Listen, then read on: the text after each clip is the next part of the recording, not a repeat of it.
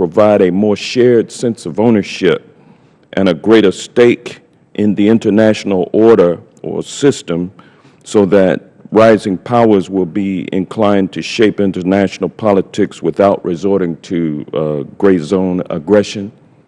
I think that's a very interesting question, and I think its premise is roughly right, which is to say that part of why there's an increase in gray zone activity or hybrid warfare, or here I'd really, Congressman, use the term asymmetric warfare, is partly sense of exclusion from normal mechanisms. It is also, however, attributable to technology. In other words, tools are available in cyber, in social networks, in information that allow smaller, less advantaged groups to engage in these kind of activities. So it's a combination of the two things. It's interesting you mentioned the BRICS, because I think these are extraordinarily different cases. Brazil is a mega power, which I do not think feels excluded from the international order, but suffers from a great deal of internal challenges economically. With Brazil, I think the prescription is to engage them fully using economic leverage to pull them into the global system.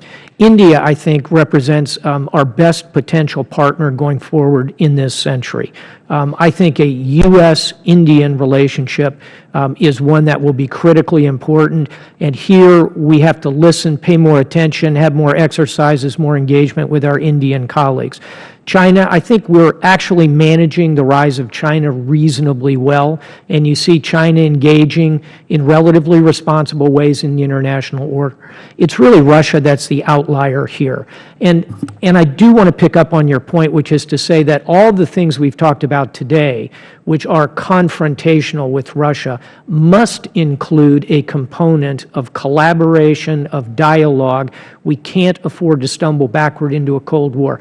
We should cooperate where we can. We should confront where we must. And I think if we use that combination of deterrence, hard power, and soft power tools, that's our best bet at precluding a future of truly open conflict with Russia. It's a very good question. Thank you. Thank you. Dr. Farkas. Thank you for the excellent question, actually.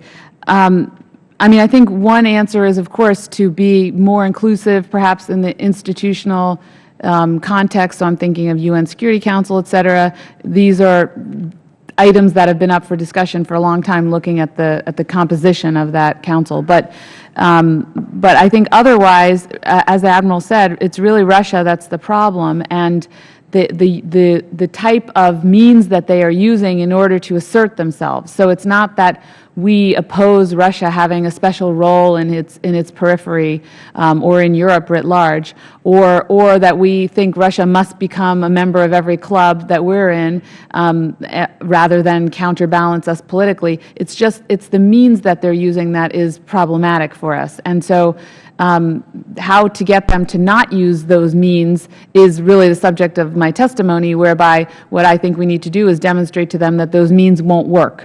And that's sort of the shortest answer I can give you.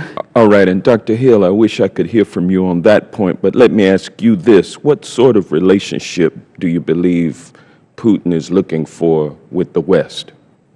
Actually, Putin is looking for the relationship with the West that you outlined in really what was an excellent question. He wants to be one of the chairmen of the board.